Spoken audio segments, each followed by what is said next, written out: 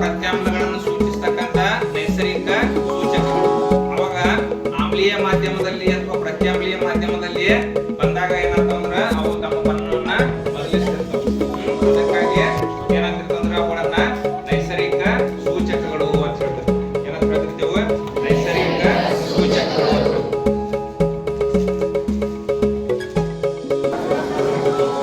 ಈಗ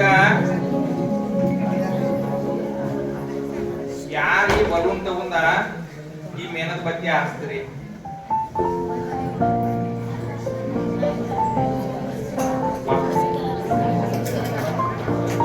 ಈ ಬಲೂನ್ ತಗೊಂಡ ಏನ್ ಮಾಡೋದೈತಿ? ಈ ಮೇಣಬತ್ತಿ ಹಾರಿಸೋದೈತಿ. ಇಲ್ಲಿ ಬರೀ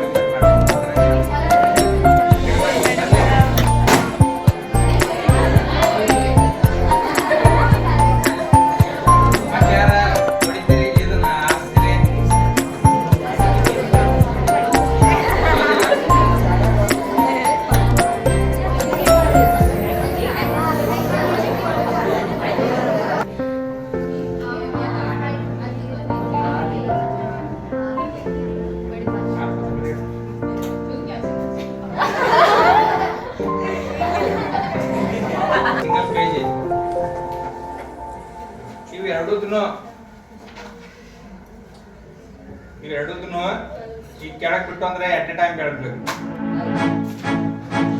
ಯಾಕೆ ಬೆಳೆದು ತೋರಿಸ್ತೀರಿ?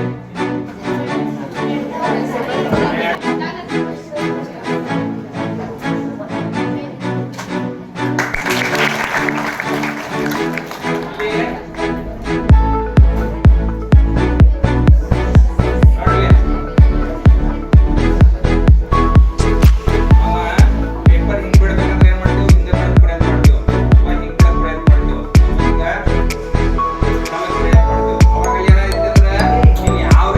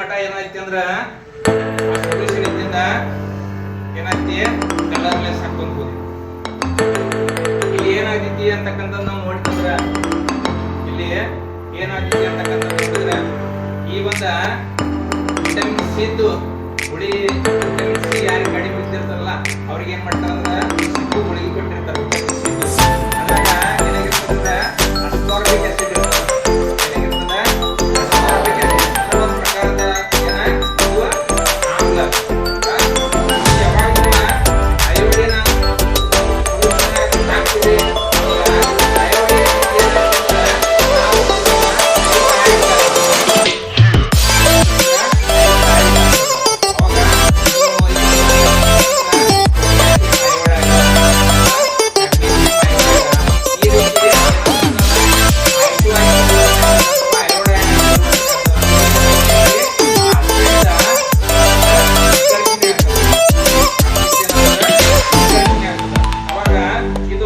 ಉದಾಹರಣೆ ಅಂದ್ರ ನಮ್ 10th ಕ್ಲಾಸ್ನಾಗ ರೆಡಾಕ್ಸ್ ಕ್ರಿಯೆ ನೋಡ್ರಿ ಉತ್ಕರ್ಷಣ ಅಪಕರ್ಷಣ ಕ್ರಿಯೆ ಆ ಉತ್ಕರ್ಷಣ ಅಪಕರ್ಷಣ ಕ್ರಿಯೆಗ ಬೆಸ್ಟ್ ಎಕ್ಸಾಂಪಲ್ ಯಾವ್ದಾ ಈ ಒಂದು ಆಮ್ಲ ಮತ್ತು ಅಯೋಡಿನ್ ಸೊಲ್ಯೂಷನ್ ಮಾಡಿರತಕ್ಕಂತ ಈ ಒಂದು ಕ್ರಿಯೆ ಅವಾಗ ಯಾವಾಗ ಅಯೋಡೈಸ್ ಆಗ್ತದ